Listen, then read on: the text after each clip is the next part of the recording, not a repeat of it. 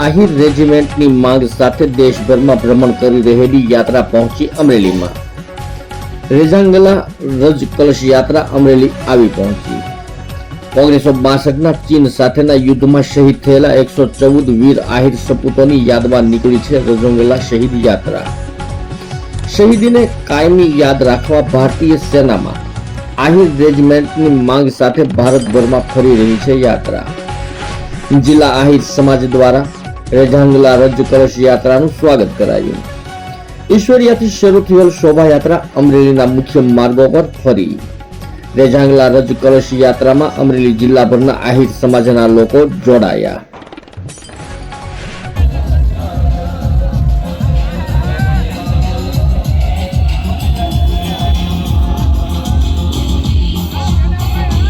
यादव अखिल भारतीय यादव महासभा द्वारा पूरा इंडिया नी अंदर कलश रज यात्रा फरी रही है जे आज रोज अमरेली शहर नी अंदर पधारेल जेनु अमे अमरेली जिल्ला आहिर समाज द्वारा जोरदार स्वागत करवामां आव्युं हतुं।